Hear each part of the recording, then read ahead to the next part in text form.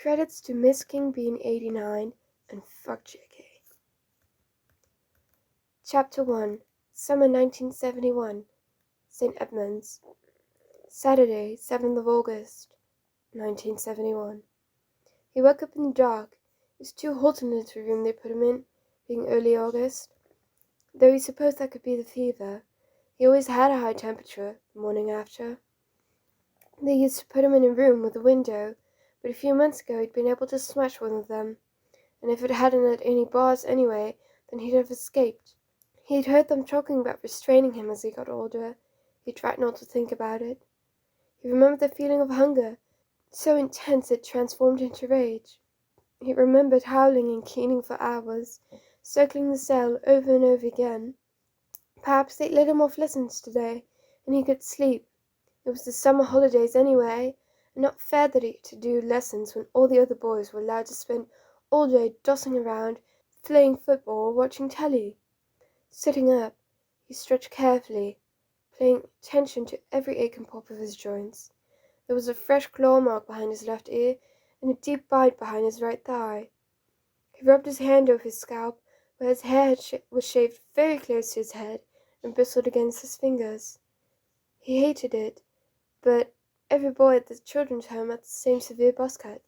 It meant that when they were allowed out in town or on weekends, everyone knew they were St. Edmunds boys, which is probably the point. The shopkeepers knew who to look out for, not that the boys themselves did anything to subvert expectations. They had been told so often that they were the dregs of society, left behind and unwanted. So, why not cause a little havoc? Remus heard footsteps at the end of the hall. It was Matron. He could smell her, hear her heartbeat. His senses were always amplified after one of his episodes. He stood up, pulling a blanket round himself despite the heat, and padded towards the door to listen harder. She was not alone. There was a man with her.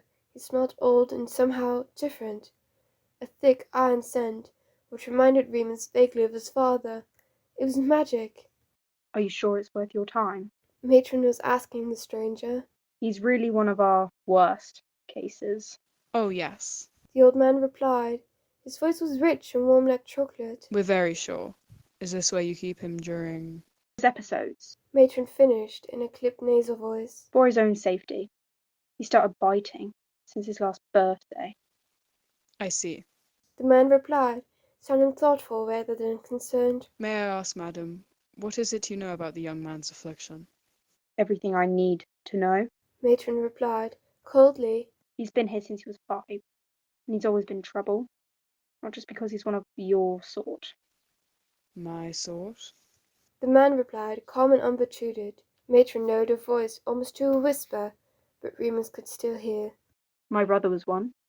Haven't seen him in years, of course, but he occasionally asked me for favours. St. Edmunds is a very special institution. We're equipped for problem cases. Remus heard the jangle of keys. Now, you must let me see him first. He often needs patching up. I don't know why you wanted to see him after a full moon in the first place, if you already knew. The old man did not reply, and Matron walked towards Remus's room, her painted leather heels clicking on the stone floor. She knocked on the door 3 times. Lupin, are you awake? Yeah. He replied, pulling his blanket tighter. They took his clothes off him to stop him getting torn. Yes, matron? Matron corrected him through the door. Yes, matron. Remus muttered as the key turned in the lock and creaked open. The door was plain wood, and he knew he could easily smash it during an episode. It had been fitted with silver plating after the window incident. Just the smell of it made him feel queasy and headachy. The door opened, light poured in like water, and he blinked wildly. As Matron entered the room, he automatically took a step back. She was bird-like, pointy sort of woman, with a long, thin nose and dark, beady eyes. She regarded him warily. Need any bandages this time? He showed her his wounds. They weren't bleeding anymore. He noticed that the injuries he inflicted upon himself, though deep, healed faster than any other cuts and scrapes. He never needed any stitches. The scars never faded, however, and left silvery slash marks across his body. Matron knelt before him, dabbing him with antiseptic and wrapping him with itchy gauze. This done, she handed him his clothes, and he dressed quickly in front of her. "You've a visitor," she said, finally, as he put his t-shirt over his head. It was grey, like all of the other clothes. Who? He asked, looking at her in the eye, because he knew she didn't like it. "A teacher's here. He wants to talk to you about school." Don't want to. He replied. He hated school. Tell him to get lost. Matron clipped him round the ear. He'd expected it and didn't flinch. "Less of the lip. She snapped. You'll do as you're told, or I'll leave you in here for the rest of the day. Come on. Now!" She grabbed his arms and pulled him forward. He scowled, thought about fighting off, but there was no point. She really might lock him in again, and he was curious about the stranger now, especially as the scent of magic grew stronger as they moved down the shadowy corridor. The man waiting for them was quite tall and dressed in the strangest suit Remus had ever seen. It was velvet, deep maroon color with elaborate gold embroidery at the cuffs and lapels. His tie was midnight blue. He must have been very old indeed. His hair was white as snow, and he had an incredible long beard which must have reached his navel. Strange as he looked, Remus didn't feel intimidated, as he did with most grown-up. The man had kind eyes and smiled at Remus from behind half-moon spectacles as they approached. He extended a hand. Mr. Lupin, The old man said, warmly. a pleasure to meet you. Remus stared, entranced. No one had ever addressed him with such respect before. He felt almost embarrassed. He shook the man's hand, feeling an electric burn as he did so, like battery acid. Hi. He replied, staring. I am Professor Dumbledore. I wonder if you would join me in a turn about the grounds. It's such a lovely day out. Remus glanced up at Matron, who nodded. This in itself was worth having to talk about with school, with an oddly dressed stranger. She never let him outside during a full moon, not even with supervision. They carried on down a few more corridors, just the two of them. Remus was sure he'd never ever seen Dumbledore at St. Edmund's before, but he certainly seemed to know his way around. Once they were finally outside, Remus breathed deeply, the warm summer sunlight washing over him. The grounds, as Dumbledore had called them, were not extensive. A patch of yellowing grass the boys used for football, and a small patio terrace with weeds growing up through the cracks in the crazy paving. How are you feeling, Mr. Lupin? The old man asked. Remus shrugged. He felt the same way he always did afterwards, sore and restless. Dumbledore didn't snap at him for insolence, merely continued to smile down at him as they walked slowly around the perimeter fence. What do you want? Remus finally asked, kicking a stone out of his way. I suspect you already have some idea. Dumbledore replied. He reached into his pocket and pulled out a brown paper bag. Remus could smell sherbet lemon, and sure enough, Remus offered him a sweet. He took it and sucked. You're magic. He said, plainly. Like my dad. Do you remember your father, Remus? He shrugged again. He didn't very well. All his memory could ever drag up was the shape of his tall, skinny man, wearing a long cloak, looming over him, crying. It seemed that had been the night he was bitten. He remembered that well enough. He was magic. Remus said. He could make stuff happen. Mum was normal. Dumbledore smiled at him, kindly. Is that what your matron has told you? Some of it. Some of it I knew.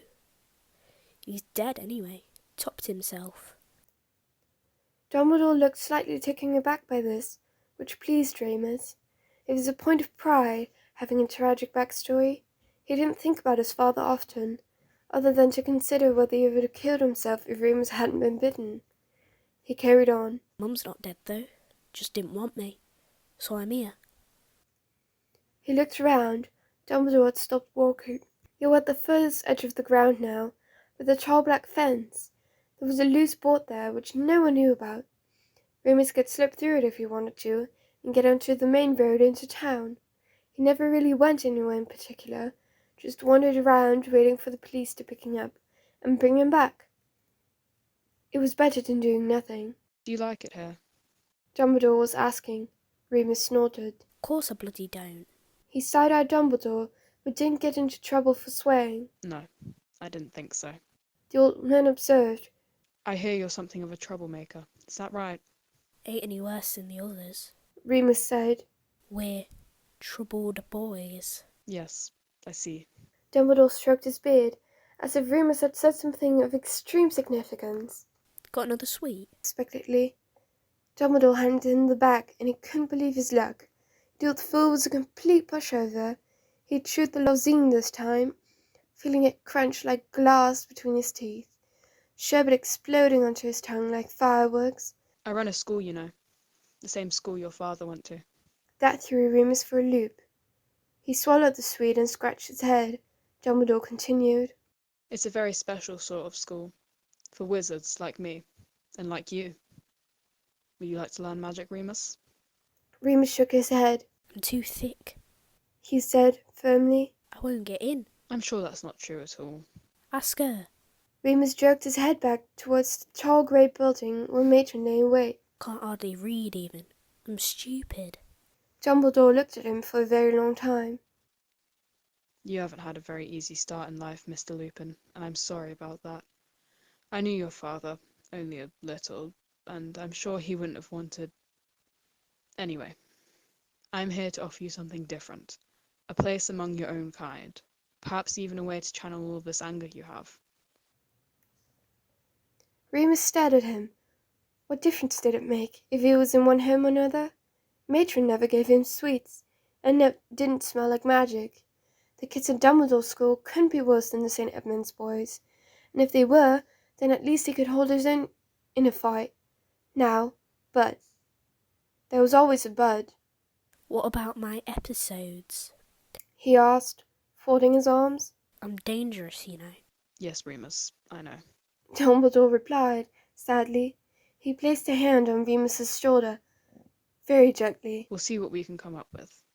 Leave it with me. Remus shook him off, and chewed on another sherbet lemon.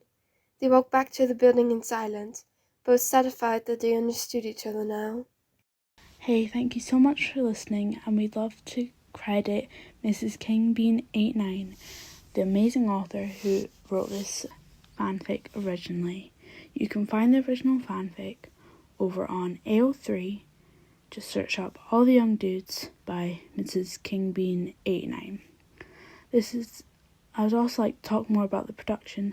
This is a non-profit, fan-made audiobook, and all your love and support is very appreciated.